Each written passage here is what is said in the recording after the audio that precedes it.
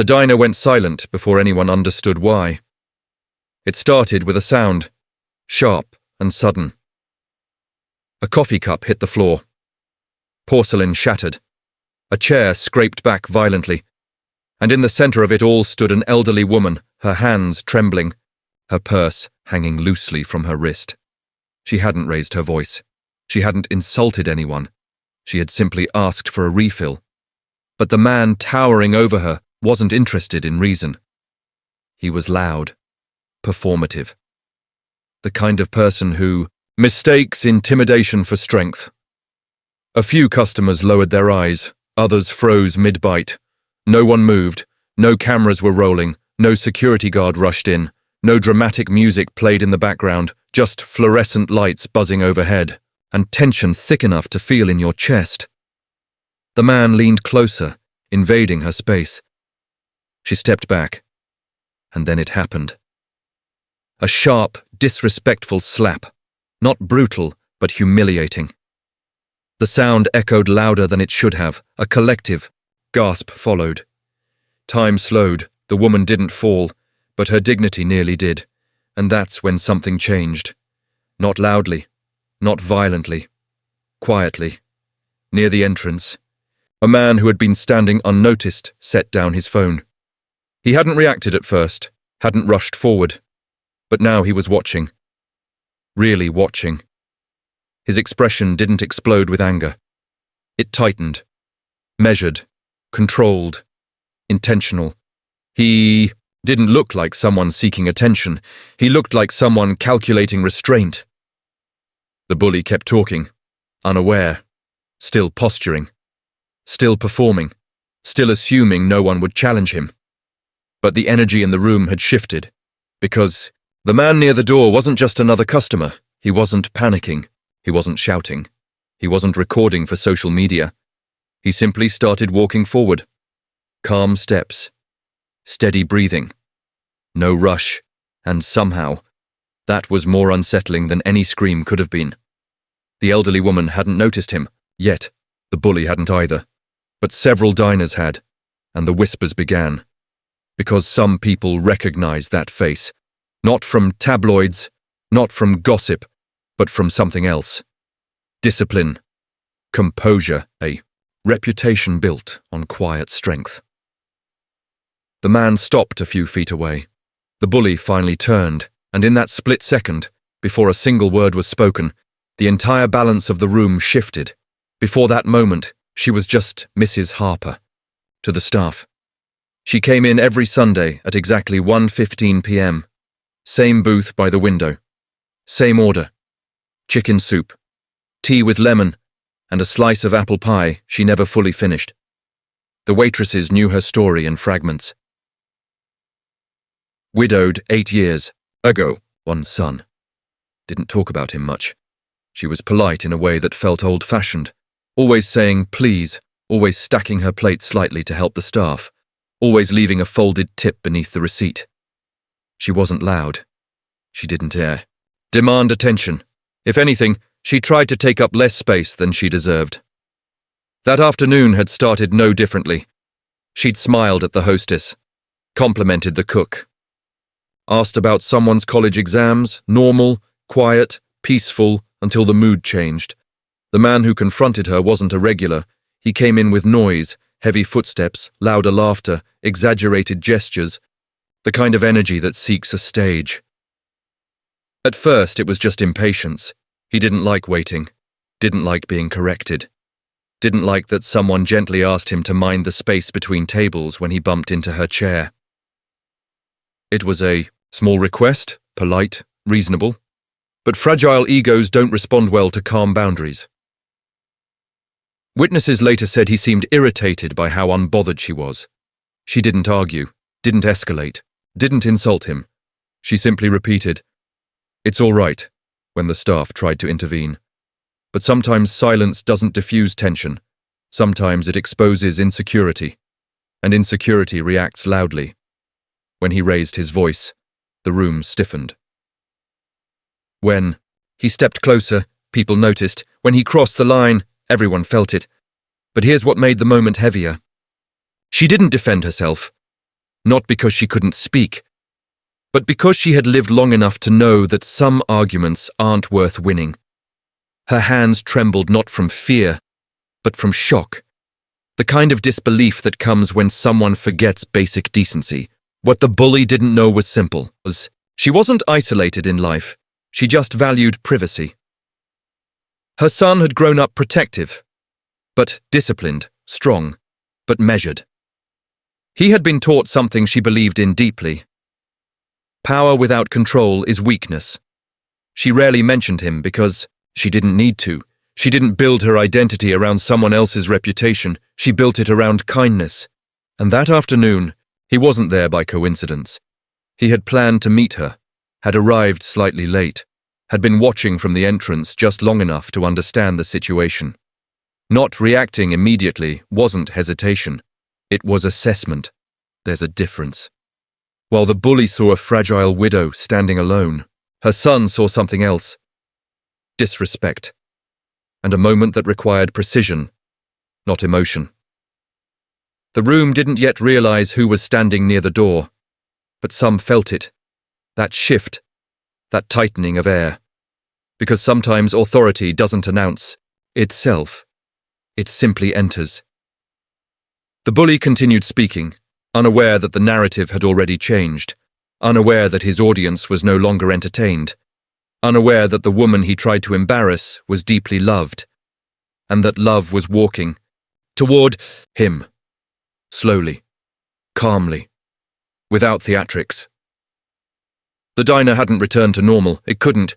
Even the sound of the coffee machine steaming milk felt too loud now, like it didn't belong in the silence that followed.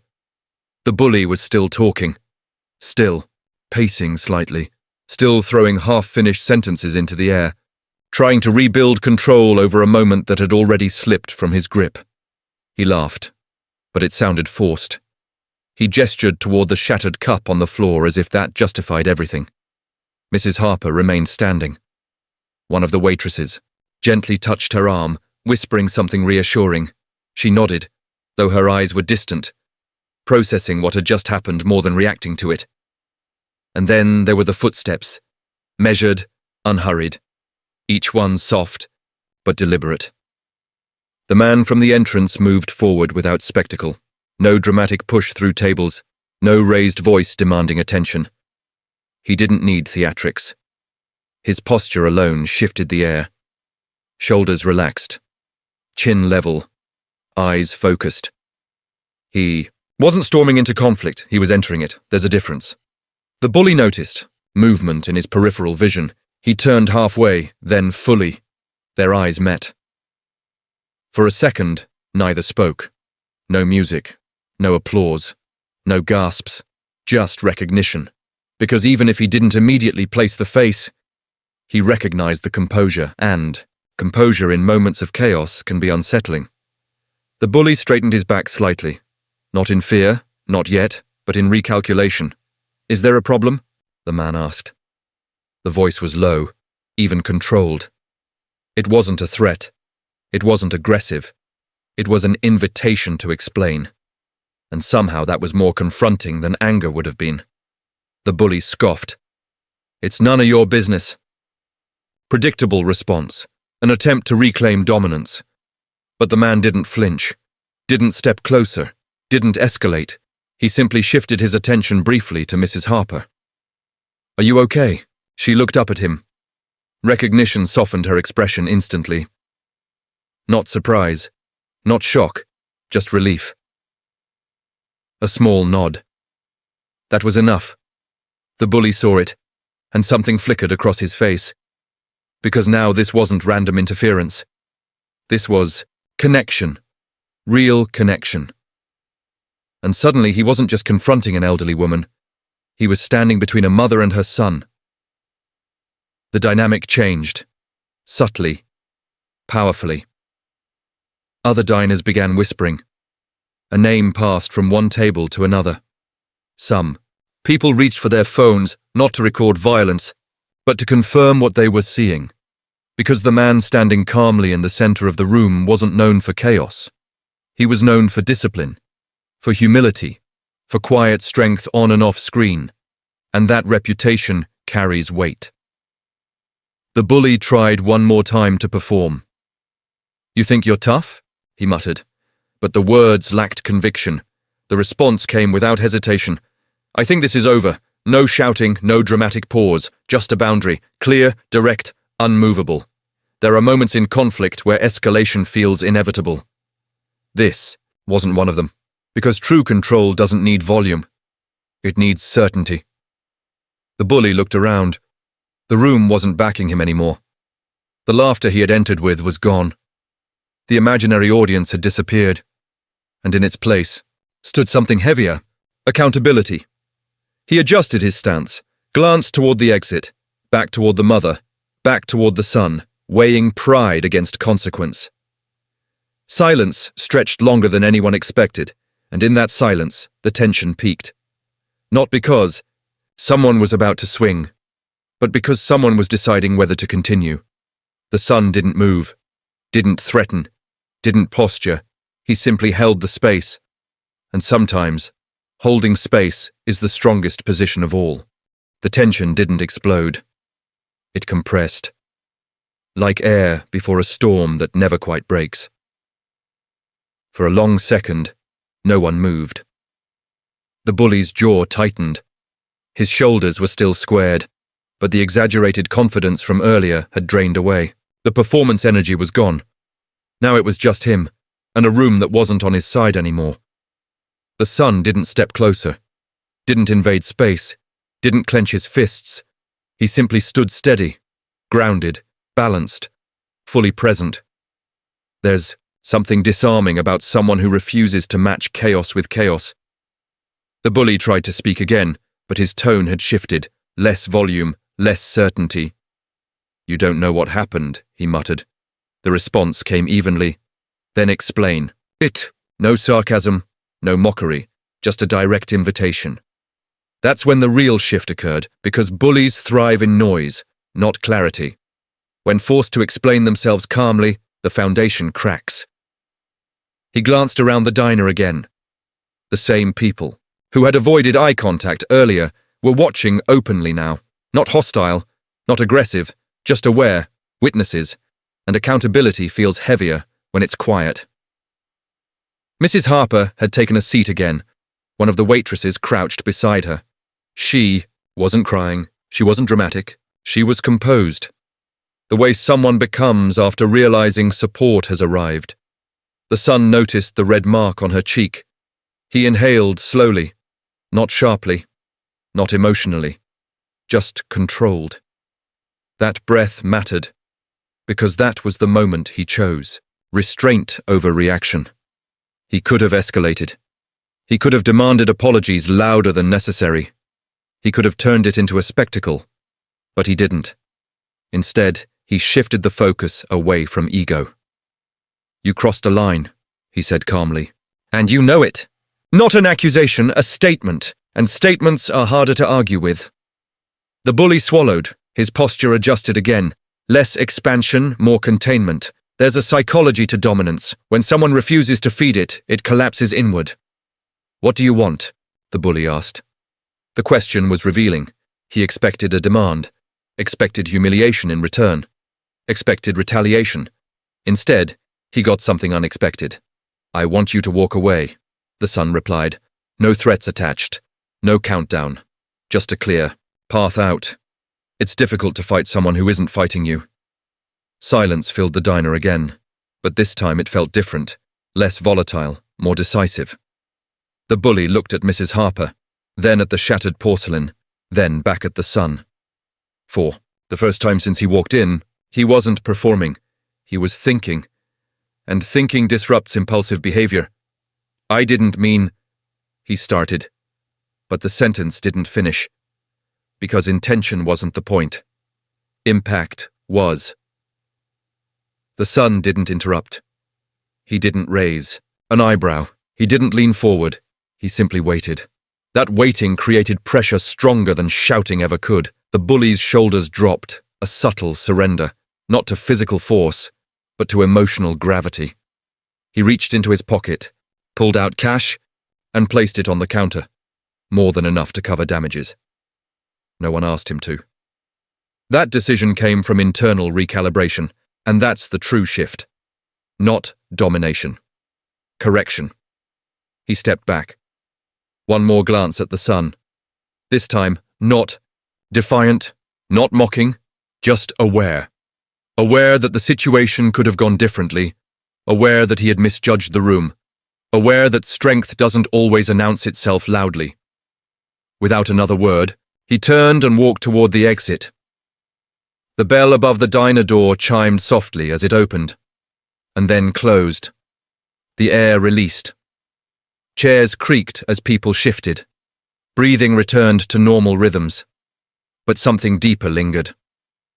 Because what everyone just witnessed wasn't a fight. It was control in its purest form. The son turned immediately back to his mother. His entire presence softened. The intensity dissolved into warmth. "Are you all right?" he asked again, kneeling slightly so he was eye level. She nodded, a faint smile forming now. "I'm fine," she whispered. And that moment, that small, quiet exchange, carried more power than anything else that afternoon. No applause followed. No dramatic speeches.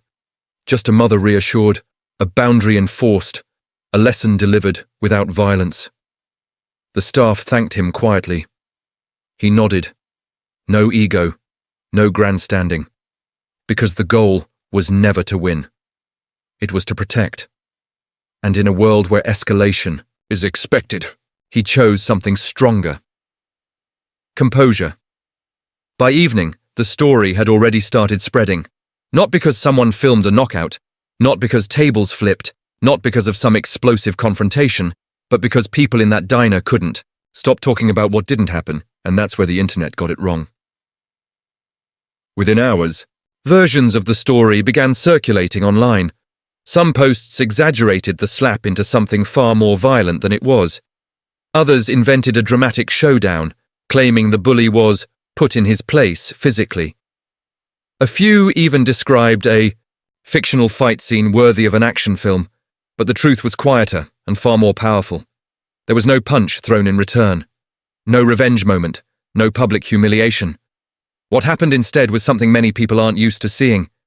A boundary enforced without chaos. Those who were actually there described the same thing. The son never raised his voice. Never insulted the man. Never escalated beyond what was necessary. He controlled the temperature of the room. Not by overpowering it, but by stabilizing it. And that's the part that confused people online. Because social media often rewards spectacle. It rewards domination. It rewards viral takedowns. But what it doesn't always reward is discipline. The easy narrative would have been this. Bully slaps elderly widow, gets instantly destroyed. That version would have traveled faster. It would have satisfied something primal. It would have offered a clear villain and a loud hero. But reality doesn't always follow the script people expect. In fact, the most meaningful victories rarely look cinematic. They look controlled. A few diners later shared their perspective in interviews. One said, "I thought he was about to lose it, but he didn't, and that's what shocked me." Another admitted, "I wanted to see the bully embarrassed, but what happened was better. He had to face himself instead." That's the uncomfortable truth. Physical consequences are obvious. Emotional consequences linger.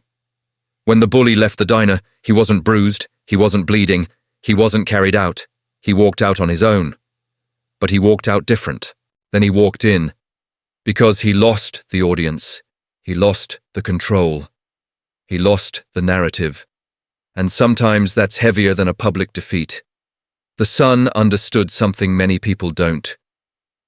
Retaliation feels powerful in the moment. Restraint feels powerful afterward. If he had escalated, the story would have shifted from protection to spectacle, from dignity to chaos. Instead, he kept the focus exactly where it belonged. On his mother, on safety, on restoring calm.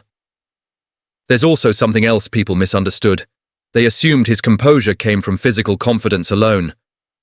But it didn't. It came from something deeper. Training, self-awareness. emotional regulation. The ability to feel anger without being controlled by it. That's not weakness, that's mastery, and mastery doesn't need applause. Later that night, someone posted a blurry photo from inside the diner. Not of confrontation, not of conflict, but of him sitting beside his mother after everything had settled. She was holding his hand. He was listening. That image told the real story. Not dominance. Not intimidation, protection, presence, connection. Some online commenters still argued he should have taught him a lesson. He should have made an example out of him. But here's the question no one asked. What lesson would that have taught? That strength equals aggression? That disrespect must be answered with louder disrespect? That power exists to overpower? Instead, the lesson delivered that day was subtler, but stronger. Strength exists to protect. Control is more intimidating than chaos, and sometimes the most shocking response to violence is refusing to mirror it. The diner returned to normal the next day.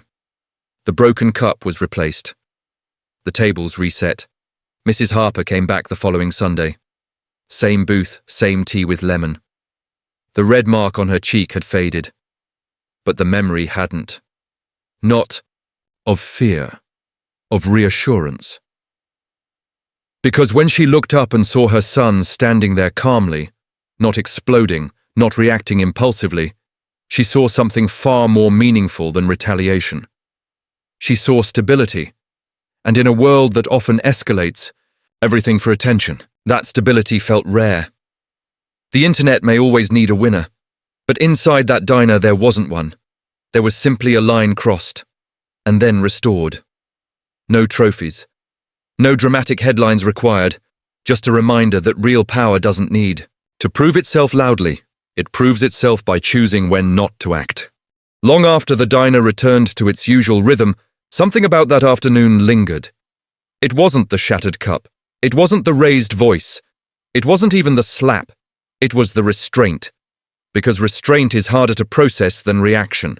Reaction is simple. It's emotional. It's immediate. Restraint requires awareness. When the son first saw the red mark on his mother's cheek, something human surged inside him. Anyone would feel it. That flash of anger. That instinct to correct wrong with force. But what separates impulse from strength is what happens in the next second. He paused. That pause mattered more than anything else. In that pause, he made a decision. Not about pride, not about reputation, but about outcome. If he had escalated, the narrative would have shifted instantly. Headlines would have focused on conflict. Videos would have zoomed in on confrontation. Debates would have started about who was right and who went too far. Instead, the story stayed where it belonged. On protection, on dignity, on control. Real discipline isn't about suppressing emotion, it's about directing it. That afternoon wasn't about proving who was stronger, it was about proving who was steadier. The bully walked in, needing attention, needing dominance, needing to feel large in a room of strangers. The son walked in, needing nothing, and that difference was visible.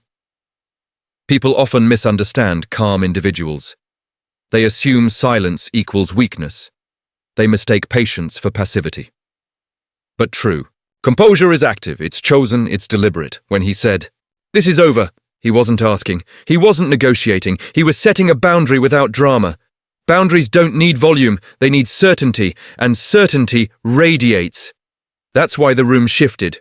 Not because of celebrity, not because of physical presence, but because certainty feels solid. The staff later said something interesting.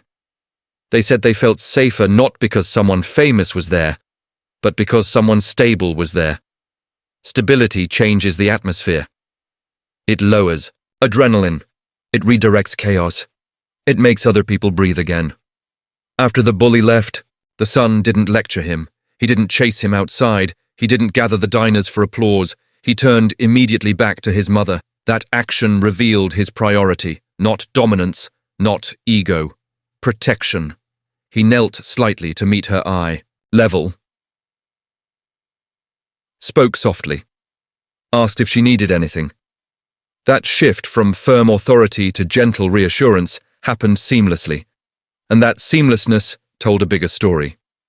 Because anyone can act strong in confrontation, but switching from intensity to compassion, that requires control.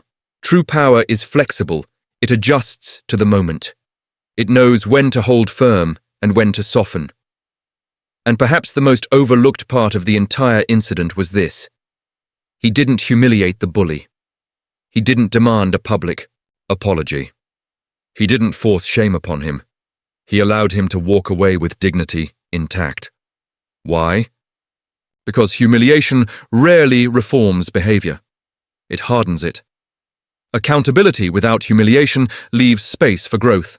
That's maturity, and maturity is rarely loud. In a culture where viral moments often glorify revenge, this story quietly challenged that formula. It asked a different question. What if strength isn't about defeating someone? What if it's about ending something without becoming it?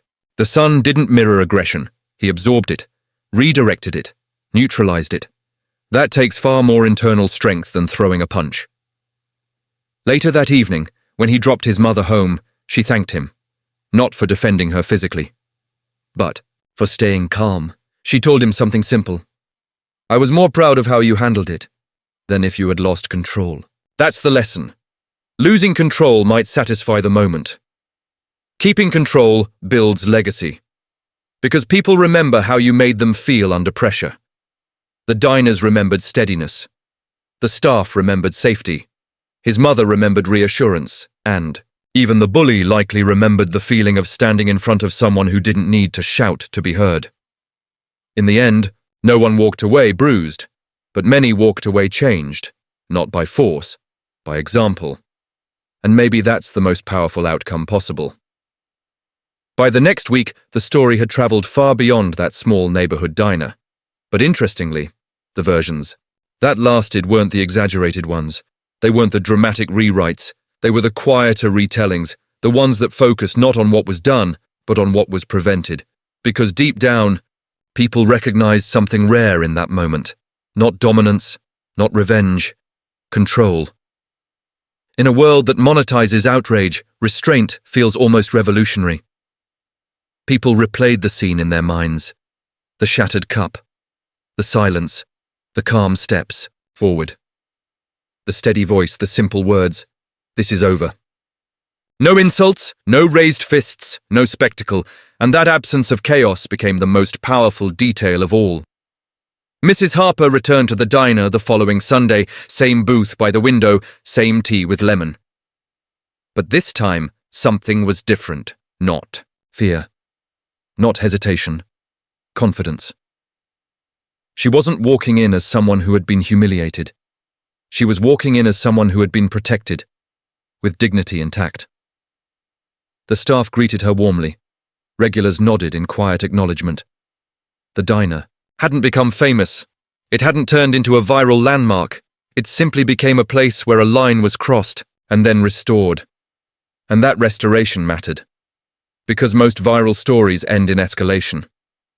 This one ended in equilibrium. The Sun never gave interviews, never posted about it, never turned it into a personal brand moment. In fact, if not for witnesses sharing what they felt, the story might have disappeared completely, and that perhaps was intentional, because true strength doesn't chase attention. It doesn't need applause to validate itself. It stands firm and then moves on. Some online commenters still debated. They asked, why didn't he teach the guy a real lesson? Why let him walk away? Wouldn't a public example stop others? But those questions miss the deeper point. Punishment isn't always transformation. Sometimes transformation begins with confrontation, without destruction. The bully walked out that afternoon with no bruises, but he walked out with something heavier. Perspective. He had stood in front of someone who didn't fear him, didn't insult him, didn't escalate. And that kind of mirror can be uncomfortable. When aggression meets calm and fails to provoke it, Something shifts internally. That shift is quieter than a punch, but it lasts longer. Mrs. Harper later told a friend something simple. He didn't just defend me, he reminded that man how to behave, not through force, through presence. Presence is underrated. We often associate power with movement, with action. But sometimes the strongest thing a person can do is hold space, hold a boundary, hold steady when emotions rise. That afternoon in the diner became more than a confrontation story. It became a study in emotional regulation, in choosing outcome over impulse, in protecting someone without becoming what you're opposing. And perhaps that's why it resonated. Because everyone at some point faces a moment like that. A moment where pride invites escalation, where anger demands expression, where ego whispers, show them. But legacy whispers something else. Control it. There's a difference between winning a moment and shaping a memory. Winning feels immediate. Shaping lasts. The diners didn't leave talking about a fight. They left talking about how safe they felt once he stepped in. They left talking about how quickly the energy stabilized. They left talking about how surprising it was that strength could look so quiet. And that surprise is telling. We've become conditioned to expect noise from power, but the highest level of confidence doesn't need to be loud. It doesn't need to prove. It doesn't need to dominate. It simply exists, and when it steps forward, chaos recalculates. That's the real viral message, not bully gets destroyed. But bully meets boundary, not humiliation, correction, not revenge. Resolution. In the end, no one clapped, no dramatic music played, no one declared victory. The son paid the bill, helped his mother with her coat, opened the door for her, and walked out the same way. He walked in, calm, grounded, unchanged by ego. Because the goal was never to conquer someone, it was to protect someone, and that difference defines everything. The world may always crave louder endings, clear winners, explosive justice. But sometimes, the strongest conclusion is the one that leaves everyone breathing easier. A line was crossed. A line was restored. And the room returned to peace.